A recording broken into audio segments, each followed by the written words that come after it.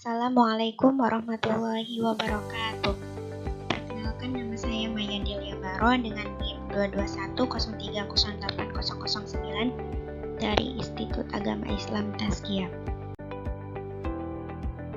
Tujuan dibuatnya video ini adalah untuk memenuhi tugas UTS dari mata kuliah Ushul Fiqh dengan judul Maslahah Mursalah dengan dosen pembimbing Bapak Zulkarnain Muhammad Ali MSI.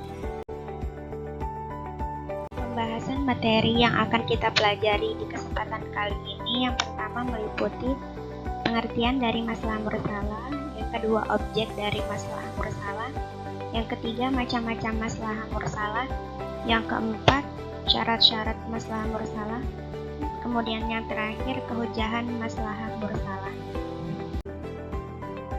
Baiklah teman-teman, kita langsung aja ke pembahasan materi yang pertama, yaitu ada pengertian dari masalah mursalah. Baiklah teman-teman, pengertian dari masalah mursalah. Kata al-maslahatu al-mursalah tersusun dari dua kata, yaitu dari kata al-maslahah dan al-mursalah. Kata al-maslahah berasal dari kata solaha yang berarti beres. Bentuk masdarnya dari sulhan atau maslahatun yang berarti keberesan, kemaslahatan, yaitu sesuatu yang mendatangkan kebaikan. Dan kata mursalah dari kata arsalah yang berarti mengutus. Bentuk isim maf'ulnya mursalun yang berarti diutus, dikirim, dipakai, dipergunakan. Jadi perpaduan dari dua kata menjadi maslahah mursalah, berarti prinsip kemaslahatan, kebaikan yang dipergunakan untuk menetapkan suatu hukum Islam. Juga dapat berarti suatu perbuatan yang mengandung nilai baik atau bermanfaat.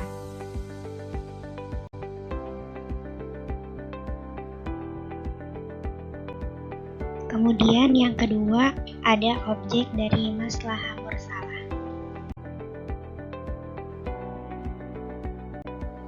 Objek maslahah mursalah yang pertama yaitu difokuskan terhadap suatu hal yang tidak terdapat aslinya di dalam Al-Quran dan Sunnah. Yang kedua, difokuskan pada suatu hal yang tidak didapatkan adanya ijma atau qiyas yang berhubungan dengan kejadian tersebut. Yang ketiga yaitu macam-macam maslahah mursalah. Macam-macam maslahah mursalah dibagi menjadi dua. Yang pertama dilihat dari sumbernya, yaitu kemaslahatan yang ditegaskan oleh Al-Quran dan Sunnah, yang biasa disebut juga dengan maslahah mu'tabarah. Kemaslahatan ini diakui oleh para ulama, contohnya seperti hifzul mal, hifzun nas, hifzun nasl, hifzul akli, dan lain sebagainya. Yang kedua yaitu kemaslahatan yang bertentangan dengan nas yang qat'i atau dalil yang salah. Para ulama menolak kemaslahatan yang bertentangan dengan nas yang qat'i.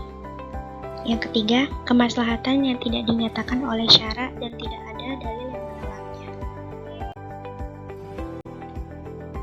Kemudian dilihat dari segi kepentingannya. Yang pertama yaitu maslahah daruriyah, yaitu kemaslahatan yang apabila ditinggalkan akan menimbulkan kemudaratan dan kerusakan.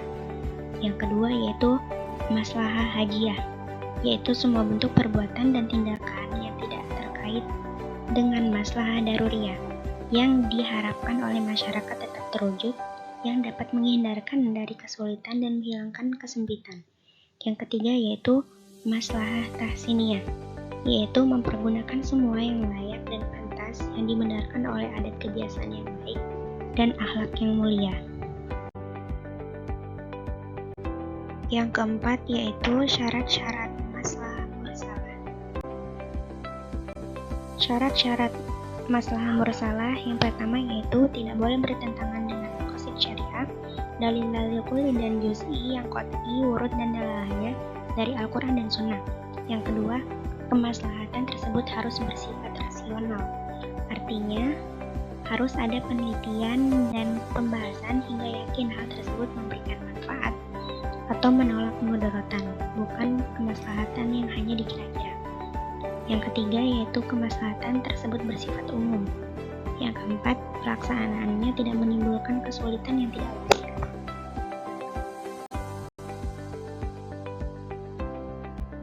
Dan yang kelima, ada kehujahan dari maslahah mursalah.